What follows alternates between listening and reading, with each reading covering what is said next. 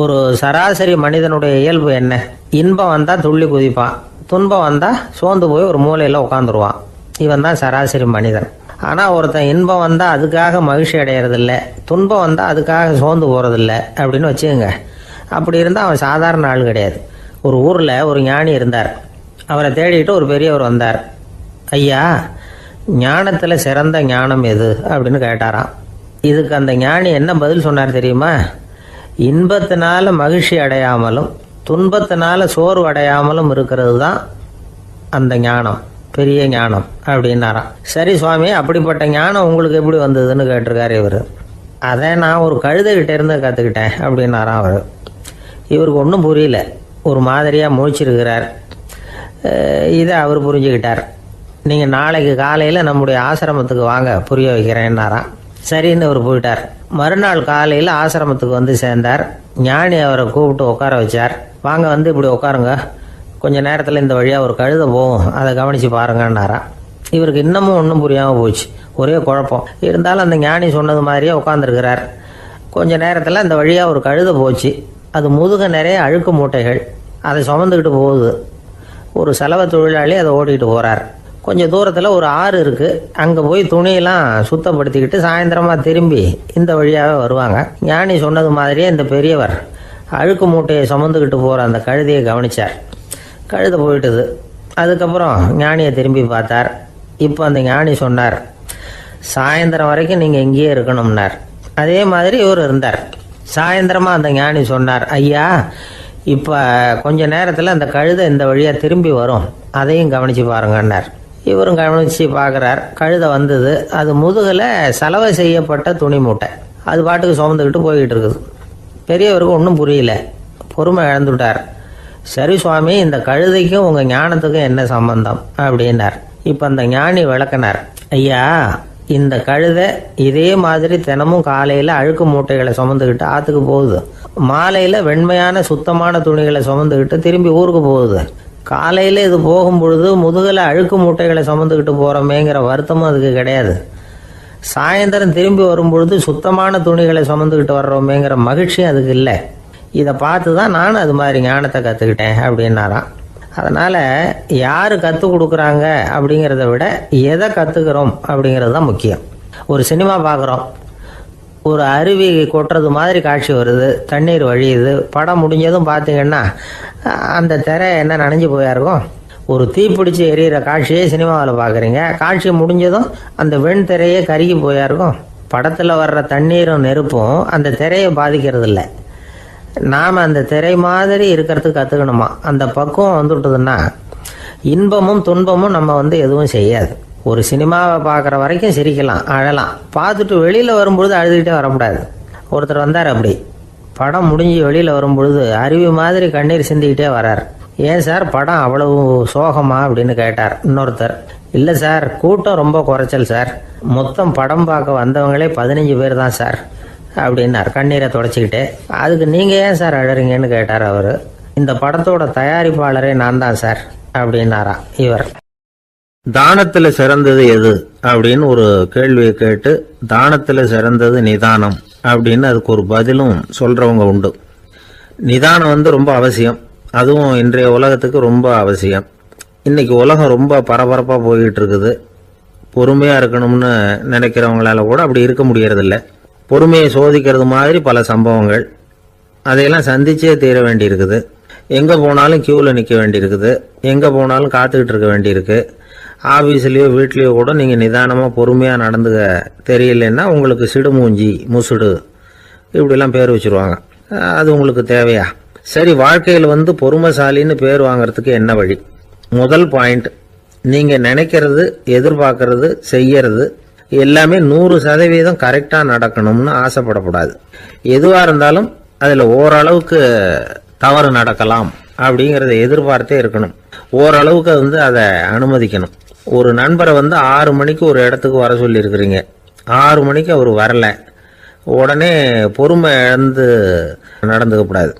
ஒரு 10 நிமிஷம் டிலே ஆகலாம். ஒரு வர்ற வழியில் பஸ்ஸு கூட ஏதாவது டிராஃபிக்கில் மாட்டியிருக்கலாம். அதெல்லாம் எதிர்பார்த்தே கொஞ்சம் காத்திருக்கிறதுல ஒன்றும் தப்பு இல்லை. சில சமயம் டிலே ஆகிறது கூட நல்லதாக முடியும். ஒரு பஸ்ஸை தவற விட்டுட்டு ஐயோ கொஞ்சம் ஒரு 2 நிமிஷம் முன்னாடி வந்திருந்தா பிடிச்சிருக்கலாமே அப்படின்னு தவிச்சிக்கிட்டு இருப்பாங்க சில பேர். அடுத்தபடியாக வர்ற பஸ்ஸு நேரடியாக நீங்கள் போக வேண்டிய இடத்துக்கே கொண்டு போய் விடுற பஸ்ஸாக கூட இருக்கலாம். அது உங்களுக்கு முன்னாடி தெரியாதுல்ல. சில நெருக்கடியான சூழ்நிலைகளை தமாஷா எடுத்துக்கிறதுக்கு பழகிக்கணும். சில இடங்களுக்கு போகிறப்ப காத்திருக்கிறதுக்கு நம்ம மனசை தயார்படுத்திக்கிட்டே போகணும். ஒரு ரயிலுக்கோ பஸ்ஸுக்கோ அல்லது விமானத்துக்கோ கப்பல் பிரயாணத்துக்கோ போகிறப்போ அங்கே போய் நீங்கள் மணிக்கணக்கில் கூட காத்துக்கிட்டு தான் இருக்கணும். புறப்படுற நேரம் கூட மாறலாம். நீங்கள் போய் சேர்ந்ததும் அது உடனே புறப்படணும்னு கட்டாயமாக என்ன? அது மாதிரி சமயத்தில் படிக்கிறதுக்குன்னு சில சுவாரஸ்யமான புத்தகங்களையும் கையில் எடுத்துக்கலாம். உங்களை சுற்றி எவ்வளவோ சுவாரஸ்யமான சம்பவங்கள் நடந்துக்கிட்டு இருக்குதுல்ல, அதையெல்லாம் வேடிக்கை பாருங்கள். எதுக்காக காத்துக்கிட்டு இருக்கிறோமோ அந்த காரியத்தில் உண்மையாகவே நமக்கு ஒரு அக்கறை இருந்தால் நமக்கு போர் அடிக்காது. சில கோயில்களில் பார்த்துருப்பீங்க, தரிசனத்துக்காக பக்தர்கள் நாள் கணக்கில் காத்துக்கிட்டு இருப்பாங்க. அவங்களெலாம் அழுத்துக்கிறது இல்லை. ஆண்டவனை தரிசிக்கணுங்கிற உண்மையான அக்கறை இருக்கிறதுனால அவங்களுக்கு போர் அடிக்கிறது இல்லை. ஆனால் சில சினிமா தியேட்டரில் கூட பார்க்கலாமே, சினிமா கியூ கூட அப்படி தான். சாயந்தரம் 6 மணி ஆட்டத்துக்கு காலம்பரம் 6 மணிக்கே போய் கூட காத்துக்கிட்டு இருப்பாங்க. அவங்களுக்கெல்லாம் போர் அடிக்காது, படம் பார்க்குற ஆர்வம். இன்னொரு முக்கியமான விஷயத்தை நாம் பழக்கப்படுத்திக்கணும். லிவ் ஃபார் தி மூமெண்ட் அப்படிங்கிறாங்க நிபுணர்கள். ரொம்ப பேர் எப்படின்னா அடுத்தபடியாக நடக்க போகிற விஷயத்திலேயே கவனமாக இருப்பாங்க. அந்த நினைப்புலேயே இந்த நிமிஷத்தை பொறுமை இல்லாமல் கழிப்பாங்க. ஒருத்தர் இருக்கார், அவர் எப்படின்னா ஆஃபீஸ் முடியறதுக்குள்ளேயே சார் 5 மணிக்கெல்லாம் ரெடியாக இருங்க, நாம் அந்த ஹோட்டலில் போய் டிஃபன் சாப்பிட்ணும் அப்படின்னு 4 மணிலேருந்து சொல்லிகிட்டு இருப்பார். 4:55க்கே பரபரப்பாக ஓடி வருவார். 2 பேரும் புறப்படுவோம், ஹோட்டலுக்கு போவோம், சாப்பிட்டுக்கிட்டு இருப்போம். அப்படி சாப்பிட்டுட்டு இருக்கிறப்ப சார் சாப்பிட்டு முடித்ததும் நேராக ஒரு ஜவுளி கடைக்கு போகிறோம் அப்படிம்பார். பரபரக்க சாப்பிட்டு முடிப்பார், புறப்படுவார். ஜவுளி கடையில் அவசரமாக சீக்கிரம் பில் போடுங்க சார், சினிமாவுக்கு நேரம் ஆகிடும்பார். சினிமா தியேட்டரில் உட்காந்து அடுத்தபடியாக எங்கே டின்னர் சாப்பிட்றதுன்னு யோசனை பண்ணிகிட்டு இருப்பார். ராத்திரி படுக்கையில் விழுந்ததுக்கு அப்புறமும் நாளைக்கு காலையில் எழுந்திரிச்சதும் அதை பண்ணணும் இதை பண்ணணும்னு திட்டம் போட்டுக்கிட்டே இருப்பார். அதாவது எப்பவும் அடுத்த நிமிஷம், அடுத்த நாள், அடுத்த வாரம், அடுத்த வருஷம், இதுதான் அவங்க சிந்தனை. இந்த நிமிஷம் என்ஜாய்மெண்ட்டை அவங்க இழந்துடுறாங்களாம். அதனால தான் வாழ்நாள் பூரா பொறுமையின்மை, அவஸ்தை, அல்லல். அதனால் நாம் எல்லாரும் வாழ்க்கையில் நிதானமாக இருக்கிறதுக்கு கற்றுக்கணுமா. அதுக்காக இந்த நிதானத்துக்கு வேறு விதமான அர்த்தம் பண்ணிக்கக்கூடாது. ஒருத்தர் அப்படித்தான் ஒரு தடவை அவருடைய குதிரை காணாமல் போயிட்டு தான். அதுக்காக அவர் கவலைப்படலை, நிம்மதியாக இருந்தார், சந்தோஷமாக இருந்தார். என்ன சார் இது, உங்கள் குதிரை திருட்டு போயிட்டுதுங்கிறீங்க, நீங்கள் கவலைப்படாமல் இருக்கிறீங்களே அப்படின்னு கேட்டாங்களாம். அதுக்கு அவர் சொல்லியிருக்கார், நல்ல வேலை சார், கட்டியிருந்த குதிரை காணாமல் போயிருக்குது. நான் அது மேலே உட்காந்துருக்கிற சமயம் அது காணாமல் போயிருந்ததுன்னா, திருட்டு போயிருந்ததுன்னா நானும் சேர்ந்துல காணாமல் போயிருப்பேன் அப்படின்னாராம். எவ்வளவு நிதானமான ஆள் பாருங்க. ஒரு நாள் காலை நேரம் ஒரு குரு படுக்கையை விட்டு எழுந்திருக்கிறார். உடனே சீடர்களை பார்த்து எல்லாரும் இப்படி வாங்கங்கிறார். எல்லாரும் வர்றாங்க வேகமாக. என்னங்க வேணும் உங்களுக்கு அப்படிங்கிற மாதிரி எல்லாரும் குருவை பார்த்தாங்க பயபக்தியோட. குரு அந்த சீடர்களை பார்த்து, இதை பாருங்க, இப்போ நான் ஒரு சிக்கலான விவகாரத்தில் மாட்டிக்கிட்டு இருக்கிறேன், அதை நீங்கள் தீர்த்து வச்சா நல்லதுன்னார். சீடர்களுக்கு ஒன்றும் புரியல. என்ன இது, இவர் இப்படி சொல்கிறாரு, நமக்குள்ள எல்லா விவகாரங்களையும் தீர்த்து வைக்கிறவர் நம்ம குருநாதர், அவருடைய விவகாரத்தை நாம் தீர்த்து வைக்கிறதா, ஆச்சரியமாக இருக்குதே, குருநாதருக்கே சிக்கலா அப்படின்னு யோசனை பண்ண ஆரம்பித்தாங்க. இருந்தாலும் ரொம்ப பணிவாக கேட்டாங்க, சுவாமி உங்களுக்கே சிக்கலா, இந்த உலகத்து சிக்கல்களுக்கும் சிரமங்களுக்கும் அப்பாற்பட்டவர் அல்லவா தாங்கள், அப்படிப்பட்ட உங்களுக்கு சிக்கல்னா அது எப்படி அப்படின்னாங்க. எனக்கு ஏற்பட்டிருக்கிற சிக்கல் அவ்வளவு பெருசு, ரொம்ப பெரிய விவகாரம் அது அப்படின்னார் குரு. கொஞ்சம் விவரமாக சொல்லுங்க அப்படின்னாங்க இவங்க. இப்போ அந்த குரு விவரத்தை சொன்னார். அதாவது நேற்று ராத்திரி நான் ஒரு கனவு கண்டேன். அந்த கனவுல நான் ஒரு பட்டாம்பூச்சியாக மாறிட்டேன். அப்படி மாறி ஒவ்வொரு மலராக பறந்து போய் உட்காந்து தேன் சாப்பிட்டேன் அப்படின்னார். சீடர்கள் இதை கேட்டதும் ரொம்ப திகைச்சு போயிட்டாங்க. என்ன இது ஒரு பெரிய பிரச்சனையா, ஒரு சாதாரண கனவு கண்டதுக்காகவா இந்த காலை வேளையில் நம்மளையெல்லாம் குருநாதர் இவ்வளவு அவசரமாக கூப்பிட்டுருக்கார் அப்படின்னு நினச்சாங்க. இருந்தாலும் கேட்டாங்க, இதில் என்ன சிக்கல் சுவாமி, கனவுங்கிறது எல்லாருக்கும் வரத்தானே செய்யும் அப்படின்னார் ஒரு சீடர். சீடர்களே, பிரச்சனை அது இல்லை.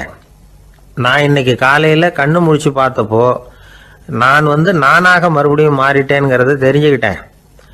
இதில் சிக்கல் என்னன்னா, இப்போ அந்த பட்டாம்பூச்சி தான் நானா ஆயிட்டதாக கனவு கண்டுகிட்டு இருக்கா அப்படிங்கிறது தான்.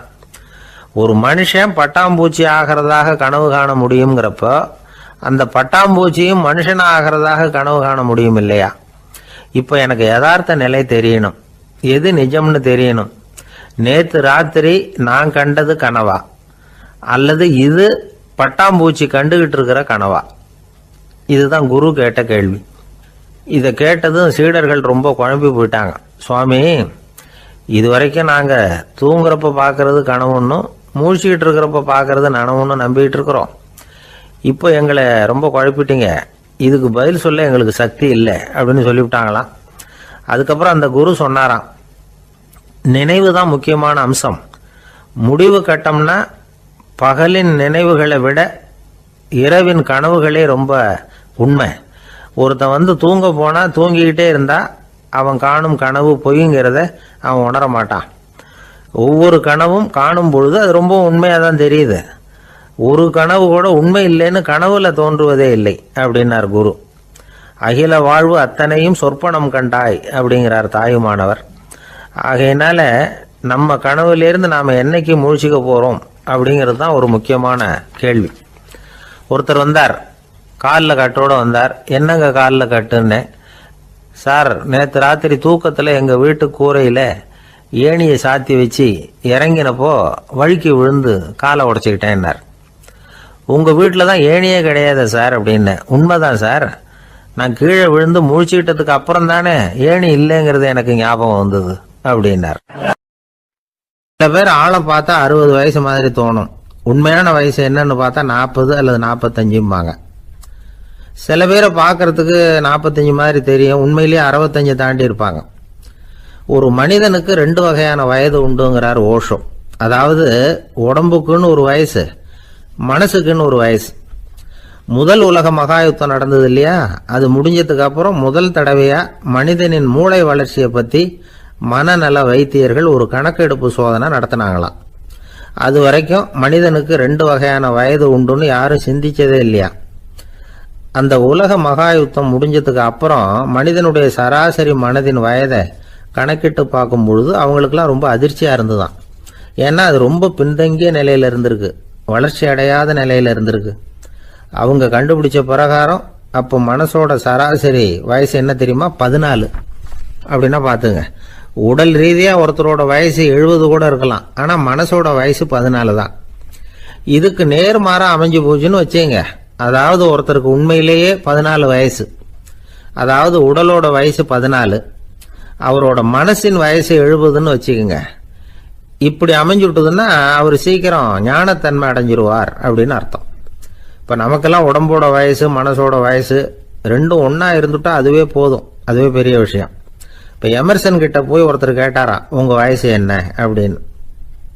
அவர் உடனே பதில் சொல்லியிருக்கார், 360 வருஷம் அப்படின்னாராம். கேட்டவர் குழம்பி போயிட்டார். அவர் என்ன சொல்கிறாரு, 360 வயசா? என்ன நம்ம காதில் தான் சரியாக விழலையா?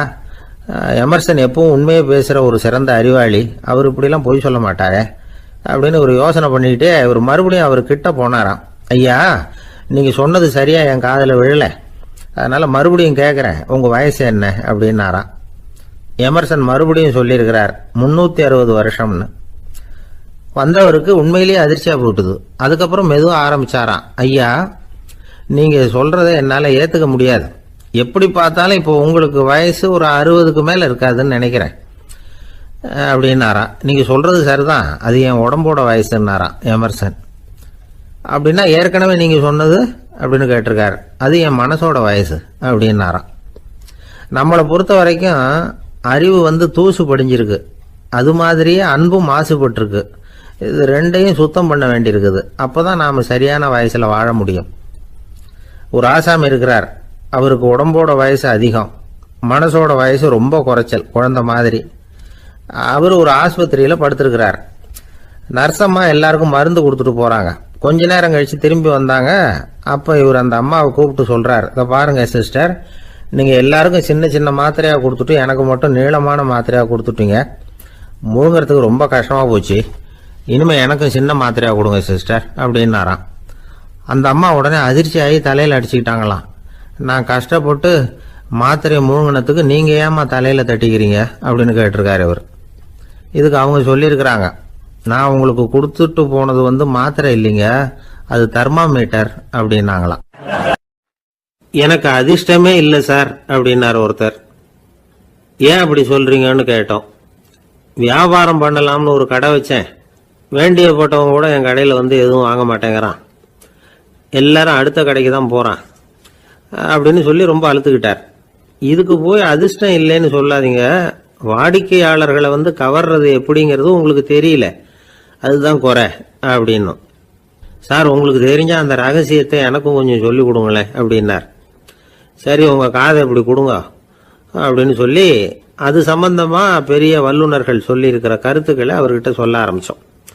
அதாவது இந்த வாடிக்கையாளர்களை கவர்றதுக்கு வல்லுநர்கள் பல ஆலோசனைகளை ஏற்கனவே சொல்லி வச்சிருக்கிறாங்க, அது சம்பந்தமா அனுபவப்பட்டவங்க, அதை தெரிஞ்சு வச்சுக்கணும். அதாவது கடை வச்சிருக்கிறவங்க எல்லாரும் இதை கொஞ்சம் காதில் வாங்கி வச்சுக்கணும். எதை இப்ப சொல்ல போறத, எப்பவும் பணத்தை சம்பாதிக்கிறதுலயே குறியா இருக்கக்கூடாதான். அதை விட முக்கியமா நீங்க சம்பாதிக்க வேண்டியது வாடிக்கையாளர்களுடைய மன நிறைவு. வர்றவங்க திருப்தியோட போகணும், அது முக்கியம், அதுல கவனமா இருக்கணும். கடைக்கு வர்ற ஒருத்தர் ஏதாவது ஒரு குறை சொல்றாருன்னு வச்சுங்க, அதை அலட்சியப்படுத்தக்கூடாது, ரொம்ப அக்கறையோட அதை காது கொடுத்து கேட்கணும். அப்படியா சார், அதை நான் அவசியம் கவனிக்கிறேன் அப்படின்னு சொல்லணும். ஒருத்தர் வரார், சார் நேத்திக்கு உங்க கடையில இதை நான் வாங்கிட்டு போனேன், வீட்டில் இது வேணான்னு சொல்லிவிட்டாங்க, அது திருப்பி கொடுக்கறதுக்காக தான் வந்திருக்கிறேன் அப்படின்னு சொல்லி திருப்பி கொடுக்குறார். உடனே நீங்க முகம் சுளிக்க கூடாது, எரிச்சல் படக்கூடாது, வழக்கம் போல நிதானமா முகம் அலர்ச்சியோட அதை திருப்பி வாங்கிக்கணும். இவ்வளவு ரூபாய்க்கு சாமான் வாங்கினா இந்த ஸ்பூன் அன்பளிப்பு, இப்படி ஏதாவது கொடுக்கலாம். பண்டிகை காலங்கள்லேயும் பொருள்கள் வாங்குறவங்களுக்கு இப்படி ஏதாவது பொருத்தமா ஒரு அன்பளிப்பு கொடுக்கலாம். நீங்க கொடுக்கறது ஒரு சர்வசாதாரணமான பொருளா இருந்தா கூட அது வாங்குற ஒரு மனசுல ஒரு மகிழ்ச்சியை ஏற்படுத்தும். எதுவும் உங்களால கொடுக்க முடியலன்னா உங்க முகம் நிறைஞ்ச சிரிப்பையாவது கொடுங்க, அது போதும். உங்க கடையில் இல்லாத ஒரு பொருளை வாடிக்கையாளர் கேட்கிறார், உடனே இல்லைன்னு முகத்தில் அடிச்சது மாதிரி சொல்லிடக்கூடாது. கொஞ்சம் உட்காருங்க சார் அப்படின்னு சொல்லி உங்க பணியாளர் யாரையாவது அனுப்பி வெளியில இருந்து வாங்கிட்டு வர சொல்லி அவர்கிட்ட கொடுக்கலாம். சில பேர் உங்க கடைக்கு வரும்பொழுது அவங்க வீட்டு குழந்தைகளையும் கூப்பிட்டுக்கிட்டு வர்றாங்கன்னு வைங்க. நீங்க என்ன செய்யணும்னா அந்த குழந்தைகளை முதல்ல கவனிக்கணும், அது கண்ணத்தை கிள்ளணும், அதுகிட்ட விளையாடணும், அதுக்கு ஏதாவது மிட்டாய் பிஸ்கட் எதையாவது கொடுத்து அது கவனத்தை கவரணும். அதுக்கப்புறம் பெரியவங்களை கவனிக்கலாம். உங்க கடையில வேலை செய்யற பணியாளர்கள் சுத்தமா இருக்கணும், சிரிச்ச முகம், சுறுசுறுப்பு, இது ரெண்டும் அவங்களுக்கு தேவை, அழுது வடிஞ்சிக்கிட்டு இருக்கக்கூடாது. அப்புறம் இன்னொரு விஷயம், அதிகமா பொருள் வாங்குற ஒருத்தர்கிட்ட அதிக மரியாதையாகவும் குறைச்சலா பொருள் வாங்குறவர்கிட்ட வேற விதமாகவும் நடந்துக்க கூடாது. எல்லாருக்கிட்டையும் சமமா நடந்துக்கணும். 5 ரூபாய்க்கு வாங்கினாலும் சரி, 500 ரூபாய்க்கு வாங்கினாலும் சரி, அவங்க கிட்ட நீங்க காட்டுற மரியாதையில வித்தியாசம் இருக்கக்கூடாது. எல்லாத்துக்கும் மேல உங்க கடையில ஒரு பொருள் வாங்கினா அது உண்மையானதா இருக்கும், தரமுள்ளதா இருக்கும் அப்படிங்கிற நினைப்பு ஜனங்களுக்கு வரணும். அதனால தரமான பொருளையே நீங்க உங்க கடையில வச்சிருக்கணும். இது வரைக்கும் நான் சொன்னதையெல்லாம் கவனத்துல வச்சுக்கிட்டு நீங்க கடையை ஆரம்பிச்சீங்கன்னா வியாபாரம் பிச்சுக்கிட்டு போகும். அப்படி போகலன்னா அதுக்கப்புறம் கேளுங்க. ஏன்னா இந்த யோசனைகள்லாம் அனுபவப்பட்டவங்க சொல்லி இருக்கிற யோசனைகள். இந்த யோசனைகள்ல நீங்க எச்சரிக்கையா இருக்க வேண்டிய ஒரு விஷயம் உண்டு, அது என்னங்கிறதையும் தெரிஞ்சு வச்சுக்கிறது நல்லது. என்னுடைய நண்பர் ஒருத்தர் வந்தார். சார் உங்க யோசனையை கேட்டதுனால நான் ஒரு அறை வாங்கினது தான் மிச்சம்னார். என்ன ஆச்சுன்னு கேட்டேன்.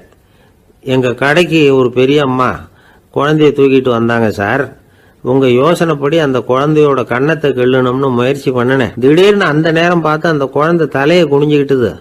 என் கை குழந்தையோட கண்ணத்துக்கு பதிலா அது தூக்கிட்டு வந்தவங்க கண்ணத்தை கிள்ளிவிட்டுது, அதுதான் அப்படி ஆயிட்டுது அப்படின்னார் கண்ணத்தை தடவிக்கிட்டே. ஒரு நண்பர் சினிமா படம் தயாரிக்கிறவர், அவர்கிட்ட ஒரு நாள் பேசிக்கிட்டு இருந்தேன். அது எப்படி சார் நீங்க எடுக்கிற எந்த படமும் கையை கடிக்காத அளவுக்கு எடுத்துடுறீங்களே, அது எப்படின்னு கேட்டேன். அது ஒன்றும் பெரிய விஷயம் இல்லை சார், பெண்களுக்குன்னு சில உருக்கமான காட்சிகள், இளைஞர்களுக்குன்னு சில நடனங்கள், அடிதடி காட்சிகள், அப்புறம் வயசானவங்களுக்குன்னு சில ஆன்மீக காட்சிகள், சின்ன பிள்ளைங்களுக்கு சிரிப்பு, இப்படி எல்லாமும் சேர்த்து நான் படம் எடுக்கிறேன். மசாலா படம்னு பேர். இது ரொம்ப பெருசா இல்லைன்னாலும் ஓரளவுக்கு சுமாரா ஓடிரும், கையை கடிக்காது அப்படின்னார். இது ஒரு உத்தி. சில பத்திரிகை ஆசிரியர்களும் இந்த உத்தியை கையாளுறது உண்டு. இந்த உத்திக்கு பாரணம் உத்தி அப்படின்னு பேர். பார்னம் எஃபெக்ட் அப்படின்னு சொல்லுவாங்க. அதாவது ஃபீனியஸ் டி பார்னம் அப்படின்னு ஒருத்தர் அமெரிக்காவில் இருந்தாராம். அதாவது 19ஆம் நூற்றாண்டில் அமெரிக்காவில் கொடிகட்டி பறந்த ஒரு சர்க்கஸ் நிறுவனத்தின் அதிபர் அவர். இந்த உலகத்தில் ஒவ்வொரு நிமிஷமும் ஒரு ஏமாளி பறந்துக்கிட்டே இருக்கிறான் அப்படிங்கிறது அவருடைய சித்தாந்தம். ஒவ்வொருத்தரையும் திருப்திப்படுத்துகிற அளவுக்கு அம்சங்களை கொஞ்சம் கொஞ்சமாக கலந்து கேளிக்கை நிகழ்ச்சிகளை நடத்தினது தான் அவருடைய மகத்தான வெற்றிக்கு காரணம். அதனால் அந்த உத்தியை யார் கடைப்பிடிச்சாலும் சரி, அதுக்கு பார்னம் உத்தி அப்படின்னு பேர் வந்துட்டுது. ஜோசியம் சொல்கிறவங்களுக்கும் இந்த உத்தி தான் கை கொடுக்குது. ஒரு விஷயத்த ஒருத்தருடைய கோள் நிலைகள் அல்லது கையெழுத்து நிரூபிக்கிறதாக அவர்கிட்ட சொன்னால் அதை அவர் நம்பிவிடுவார். ஆனால் அந்த விஷயம் நல்லதாக இருக்கணும், நேர்மையானதாக இருக்கணும், அதாவது பாசிட்டிவாக இருக்கணும். 8ஆம் இடத்துல குரு, 9ஆம் இடத்துல சனி, நீங்கள் ஒரு பெரிய மேதை தான் அப்படின்னு சொல்லுவாங்க. கேட்குறவங்களுக்கு அதை மறுக்கிறதுக்கு மனசு வராது. அப்படி சொல்லும் பொழுது கூடவே என்ன கொஞ்சம் முன்கோபம் அதிகமாக இருக்கும், இருந்தாலும் அது உடனே மறைஞ்சிரும் அப்படின்னு சில அற்ப விஷயங்களையும் சொன்னாலும் அதையும் சரிதான்னு சொல்லி ஒத்துக்குவாங்க. ஆளுமையை எடை போடுகிற ஒரு நிறுவப்பட்ட உத்தியின் மூலமாக தன்னுடைய குணாதிசயங்கள் கண்டுபிடிக்கப்பட்டதாக அவர் நம்புறது தான் இதுக்கு காரணம். இந்த மாதம் பணத்தட்டுப்பாடு கொஞ்சம் இருக்கும், உடம்புல ஏதாவது கொஞ்சம் அசௌகரியம் இருக்கும், வீட்டுக்குள்ளே லேசாக மனஸ்தாபம் வரலாம். இது மாதிரி பொதுப்படையாக சிலதை சொன்னாலே போதும், மக்களை நம்ப வச்சுடலாம். இதெல்லாம் நமக்கு மட்டும்தான் ஏற்படுது அப்படின்னு சொல்லி அவங்க நினைக்கிறது தான் காரணம். இதுதான் பார்னம் உத்திங்கிறது. மனிதர்கள் பாராட்டுகளை விரும்புகிறதும் விமர்சனங்களை வெறுக்கிறதும் பார்னம் உத்தியின் அடுத்த கூறு. அதனால் ஒருத்தருக்கு ஜோசியம் சொன்னாலும் சரி, அவருடைய ஆளுமையை மதிப்பிடுறதாக இருந்தாலும் சரி, அவரை புகழற மாதிரி இருந்தாலும் சரி, அப்படி இருந்தால் தான் அது சரியாக இருக்கும்.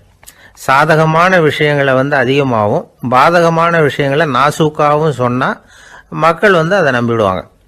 ஒருத்தரை கருமின்னு சொன்னால் ஏற்றுக்க மாட்டார். அதையே கொஞ்சம் மாற்றி நீங்கள் கொஞ்சம் சிக்கனமான ஆசாமி அப்படின்னு சொன்னால் நீங்கள் சொல்கிறது சரிதான் சார் அப்படிம்பார். நீங்கள் பெரிய செலவாளி தான், இருந்தாலும் நல்ல விஷயங்களுக்கு தான் செலவழிப்பீங்க அப்படின்னு சொல்லணும். இப்படி இந்த பார்னம் உத்தியை கடைபிடிச்சி இன்னைக்கு வெற்றிகரமாக காலம் தள்ளுறவங்க நிறைய பேர் இருக்கிறாங்க. இந்த உலகத்தில் ஒவ்வொரு நிமிஷமும் ஒரு ஏமாளி பறந்துக்கிட்டே இருக்கிறான் அப்படிங்கிறது தான் ஃபீனியஸ் பார்னம் அவர்களுடைய நம்பிக்கை. அதை விட அடுத்தவங்களை ஏமாளியாக நினைக்கிற மனுஷர்கள் தான் இன்னைக்கு உலகத்தில் ரொம்ப அதிகம். ஒருத்தர் தன்னுடைய மேல் அதிகாரிகிட்ட போய், ஐயா ஒரு நாள் லீவு வேணும், என் தங்கச்சிக்கு கல்யாணம் அப்படின்னார். அவர் பார்த்தார், ஒரு 10 நிமிஷம் வெளியில் இருங்கன்னார். 10 நிமிஷம் கழித்து கூப்பிட்டார், இதை பாருங்க, நீங்கள் சொல்கிறது பொய். இப்போ உங்கள் தங்கச்சிக்கு ஃபோன் பண்ணேன், அவங்க தனக்கு 2 வருஷத்துக்கு முன்னாடியே கல்யாணம் ஆகிட்டதாக சொல்கிறாங்க அப்படின்னார். உடனே இவர் சொன்னார், சார் இப்போ நீங்கள் சொல்கிறதும் பொய்யா தான் இருக்கணும், ஏன்னா நிஜமாக எனக்கு ஒரு தங்கச்சியே கிடையாது அப்படின்னார். ஒரு நீதிமன்றம், அங்கே ஒரு கொலை வழக்கு சம்பந்தமாக விசாரணை நடந்துக்கிட்டு இருக்குது. அந்த வழக்கறிஞர் ரொம்ப தீவிரமாக வாதாடிக்கிட்டு இருக்கிறார். தன்னுடைய கட்சிக்காரர் நிரபராதிங்கிறது அவருக்கு நல்லா தெரியும். அதனால தான் அவர் சார்பாக வாதாடுறதுக்கே ஒத்துக்கிட்டார். அப்படி அவர் மும்முரமாக வாதாடிக்கிட்டு இருக்கிற சமயத்தில் அவசரமாக தந்தி ஒன்று சேர்ந்தது.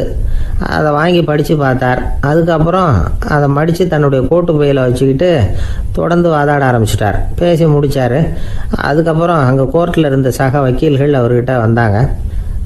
தந்தி ஒன்று வந்ததே, என்ன விஷயம் அப்படின்னு விசாரிச்சாங்களாம்.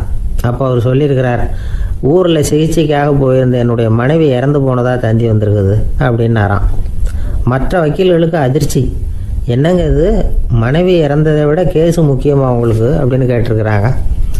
இறந்து போன என் மனைவி மறுபடியும் திரும்பி வர போகிறதில்ல, ஆனால் என்னுடைய கட்சிக்காரர் ஒரு கொலை வழக்கில் மாட்டிக்கிட்டார், அவரும் நிரபராதி, அவர் உசுரை நான் காப்பாற்ற வேணாமா, இதுதான் என்னுடைய கடமை அப்படின்னாராம். இப்படி இவர் சொன்னதும் எல்லாரும் அப்படியே திகைச்சு போய் நின்றுட்டாங்களாம். சரி, கடமைக்கு முக்கியத்துவம் கொடுத்த அந்த வழக்கறிஞர் யார் தெரியுமா? அவர் தான் இரும்பு மனிதர் சர்தார் வல்லபாய் பட்டேல். குஜராத் மாநிலத்தில் 1875 அக்டோபர் 31 அன்றைக்கு ஜாவேரி பாய் அப்படிங்கிறவருக்கு 4வது பிள்ளையா அவர் பிறந்தாராம். இந்த ஜாவேரி பாய் யார் தெரியுமா? ஜான்சி ராணி லட்சுமி பாய் போர் படையில் ஒரு வீரராக பணிபுரிஞ்சவர். இளம் வயசில் வல்லபாய் பட்டேல் ரொம்ப சிரமப்பட்டு படிச்சிருக்கார். விடாமுயற்சி வெற்றியை கொடுத்தது. கல்லூரியிலையும் காலடி வச்சார். அதுக்கப்புறம் வக்கீல் பட்டத்தையும் வாங்கினார். பிரிட்டிஷ் ஆட்சி நடந்துக்கிட்டு இருந்த சமயம் குஜராத்தை சேர்ந்த பர்டோலி தாலுக்காவில் விவசாயிகள் மேலே அரசாங்கம் திடீர்னு நில வரியை வசதி விட்டு தான். ஏழை விவசாயிகள் ரொம்ப கஷ்டப்பட்டுருக்காங்க. அரசாங்கம் வரி செலுத்தாத விவசாயிகளின் நிலங்களையெல்லாம் ஜப்தி செஞ்சுதான். அரசாங்கத்தை எதிர்க்கிறவங்களையெல்லாம் கைது பண்ணி சிறையில் அடைச்சிட்டாங்களாம். சில பேர் வீடு வாசல் ஆடு மாட்டையெல்லாம் விற்று கூட வரி கட்ட வேண்டிய நிலைமைக்கு ஆளாயிட்டாங்க. வழக்கறிஞர் வல்லபாய் படேல் நில வரியை உடனே ரத்து பண்ணணும் அப்படின்னு பம்பாய் கவர்னருக்கு ஒரு கடிதம் எழுதினார். எந்த பலனும் இல்லை. உடனே எல்லா விவசாயிகளையும் அணி திரட்டினார். அதுக்கு தானே தலைமை தாங்கினார். சத்தியாகிரகம் நடத்தினார். அந்த பகுதியில் எந்த வேலையும் நடக்கலை. வேறு வழி இல்லை. ஆட்சியாளர்கள் உடனே வரியை ரத்து பண்ணாங்க. சிறையில் இருந்தவங்களெல்லாம் வெளில விட்டாங்க. 1928 ஆகஸ்ட் 6 சர்க்காருக்கும் விவசாயிகளுக்கும் இடையில் ஒரு உடன்பாடு ஏற்பட்டது. அதுக்கப்புறம் தான் நிலைமை சரியாக போச்சான். வல்லபாய் பட்டேலின் பொது சேவையை பாராட்டின பொதுமக்கள் அவருக்கு சர்தார் அப்படிங்கிற பட்டத்தை கொடுத்தாங்களாம். சர்தார்னா தலைவர் அல்லது தளபதின்னு அர்த்தம். இரும்பு மனிதர்னு இவருக்கு பேர். இருந்தாலும் நகைச்சுவை உணர்வும் இவருக்கு நிறைய உண்டு. ஒரு தடவை ஒரு பத்திரிகை நிருபர் வந்திருக்கார். சர்தார் பட்டேல்கிட்ட அவருக்கு பிடிச்ச பண்பாடு கலாச்சாரம் எது அப்படின்னு கேட்கணும்னு ஆசை. அதனால் அவரை பார்த்து கேட்டாராம், ஏங்க உங்களுக்கு பிடிச்ச கல்ச்சர் எது அப்படின்னு கேட்டிருக்கார். இதுக்கு சர்தார் பட்டேல் சொன்ன பதில் என்ன தெரியுமா? எனக்கு பிடிச்ச கல்ச்சர் அக்ரிகல்ச்சர் அப்படின்னாராம். நமக்கு முன்னாடி நமக்கு வேண்டிய ஒருத்தர் ஒரு கிளாஸில் நமக்கு பழச்சாறு கொண்டாந்து வைக்கிறாருன்னு வச்சுக்கோங்க. உடனே நாம் என்ன பண்ணுவோம்? எடுத்து கிடுகிடுன்னு சாப்பிட்ருவோம், அடுத்தவங்க யாரும் வர்றதுக்குள்ள. அதை விட்டுட்டு அதை கொண்டாந்து வச்சவர்கிட்டயே அதோட விலை என்ன அப்படி இப்படின்னு நான் கேட்டுக்கிட்டு இருப்போம். நாம் கேட்க மாட்டோம். ஆனால் காந்திஜி அப்படி கேட்டாராம். எப்போ தெரியுமா? 1935. அந்த வருஷம் மே மாதத்தில் ஒரு நாள் காந்திஜி டெல்லியில் இருக்கிறார். அப்போ அவருக்கு 2 டம்ளர் மாம்பழச்சாறு கொண்டாந்து கொடுக்குறாங்க. அதை வாங்குறார். இதோட விலை என்ன அப்படின்னு கேட்டார் காந்திஜி. யாருக்கிட்ட கேட்டாருன்னா மனுபென் காந்திகிட்ட கேட்குறார். அவங்க தான் கொண்டாந்து கொடுக்குறாங்க. காந்திஜிக்கு உதவி செய்கிறதுக்காக அவர் கூடவே இருந்தவங்க அவங்ககிட்ட தான் கேட்குறாரு. காந்திஜி சும்மா வேடிக்கைக்காக இப்படி கேட்குறாருன்னு நினச்சிட்டாங்க அந்த அம்மா. அதுவும் இல்லாமல் அதோட விலையை கேட்டால் காந்திஜி நிச்சயமாக அதை சாப்பிட மாட்டார் அப்படிங்கிற பயம் வேறு. அதனால் அந்த அம்மா பதில் எதுவும் சொல்லாமல் கம்முன்னு இருந்துட்டாங்க. கொஞ்ச நேரம் ஆச்சு. அந்த பழச்சாறு வச்ச இடத்துல அப்படியே இருக்குது. வச்ச இடத்துல வச்சபடியே இருக்குது. காந்திஜி அதை சாப்பிடவே இல்லை. மனுபென் காந்தி பார்த்தாங்க. மெதுவாக காந்திஜிக்கிட்ட போய் அதை சாப்பிடுங்களேன் அப்படின்னாங்க. பழச்சாறு விலை என்னன்னு கேட்டேன். அதுக்கு பதில் இல்லை. அது முதல் தப்பு. பதிலை எதிர்பார்த்திருந்தும் அதை பற்றி விசாரிக்கலை. அது 2வது தப்பு. இப்படி 2 தப்புகளை பண்ணிவிட்டு என்கிட்ட இதை சாப்பிடுங்கன்னு சொன்னால் அது எப்படி அப்படின்னு கேட்டாராம் காந்திஜி. மனுபென் காந்தி என்ன சொல்கிறதுன்னு தெரியாமல் திகைச்சு போய் நின்றுக்கிட்டு இருந்தாங்க. காந்திஜி தொடர்ந்து சொன்னாராம், இப்போ என் முன்னாடி வச்சிருக்கிற இந்த பழச்சாறு விலை சுமாராக ஒரு ₹1/2 இருக்கும். அது அந்த காலத்து மதிப்பு. இந்த பழச்சாறு இல்லாமல் கூட என்னால் இருக்க முடியும். ஆனால் அவசியமான பொருள்களை வாங்கிறதுக்கு கூட சக்தி இல்லாத மக்கள் இந்த நாட்டில் நிறைய பேர் இருக்கிறாங்க. அப்படி இருக்கிறப்போ எனக்கு என்னத்துக்கு இந்த விலை உயர்ந்த பானம்? இதை இப்போ நான் சாப்பிட்டா என் உடம்பு வேணும்னா ஆரோக்கியமாகலாம், ஆனால் என் மனசு அமைதி அடையாது. எனக்கு என்னுடைய உடல் ஆரோக்கியத்தை விட மன ஆரோக்கியம்தான் முக்கியம். அதனால் இதை நான் சாப்பிட மாட்டேன், எடுத்துகிட்டு போயிடு அப்படின்னாராம். அந்த சமயத்தில் ஒரு அகதி பொண்ணு 2 குழந்தைகளோட காந்திஜியை பார்க்குறதுக்காக வந்தது. வணக்கம் சொல்லிச்சு. காந்திஜி உடனே தனக்கு முன்னாடி இருந்த பழச்சாற்றை எடுத்து அந்த பொண்ணுக்கிட்டையும் குழந்தைகள்கிட்டையும் கொடுத்து சாப்பிட சொன்னார். அவங்க அதை வாங்கி ரொம்ப சந்தோஷத்தோடு சாப்பிட்டாங்களாம். அதை பார்த்த காந்திஜி முகத்தில் ஒரு புன்னகை, ஒரு பரவசம், ஒரு திருப்தி. அவர் மனசு நிறைஞ்சி இருந்தது. அப்போ அவர் சொன்னாராம், ஆண்டவன் எனக்கு எப்பவும் சரியான சமயத்தில் கை கொடுப்பாருங்கிறது அதுக்கு இதுதான் அத்தாட்சி. நான் ஒரு இக்கட்டான சூழ்நிலையில் இருக்கிறப்ப கூட கடவுளின் கருணையால் அந்த சூழ்நிலை என்னை பாதிக்கலை. என் கூட இவ்வளவு நாள் பழகியும் கூட இங்கே இருக்கிறவங்க எனக்கு அதிக விலை உள்ள பழரசத்தை கொடுத்தாங்க. ஆனால் சரியான நேரத்தில் அதை சாப்பிட வேண்டியவங்களை என்கிட்ட அனுப்பி வச்சு என்னை சந்தோஷப்படுத்தினார் கடவுள், அவருக்கு நன்றி அப்படின்னாராம் மகாத்மா காந்தி. உடல் ஆரோக்கியத்தை விட மன ஆரோக்கியம்தான் எனக்கு முக்கியம்னு சொன்னார் பாருங்க. அதை நாம் எல்லாரும் மனப்பூர்வமாக இன்றைக்கி சிந்திச்சு பார்க்கணும். இந்த காலத்தில் எல்லாரும் அப்படியா நினைக்கிறாங்க? எனக்கு தெரிஞ்ச ஒருத்தர் இருந்தார். தினமும் காலையில் ஒரு காஃபி சாப்பிட உட்கார்ற நேரத்தில் பக்கத்து வீட்டுக்காரர் வந்து சேருவார் கரெக்டாக. உடனே அவரும் தனக்குன்னு வந்திருக்கிற காப்பியை எடுத்து மனப்பூர்வமாக பக்கத்து வீட்டுக்காரர்கிட்ட கொடுத்துருவார். அதுக்கப்புறம் அவருக்காக வேறு காப்பி போட்டு கொண்டாந்து கொடுத்தாலும் வேண்டான்னு சொல்லிடுவார். ஆண்டவனாக பார்த்து சரியான நேரத்தில் அவரை எங்கள் வீட்டுக்கு தினமும் அனுப்பி வைக்கிறார் அப்படிம்பார். ஏன் அப்படி சொல்கிறீங்க அப்படின்னு கேட்டோம் ஒரு நாள்.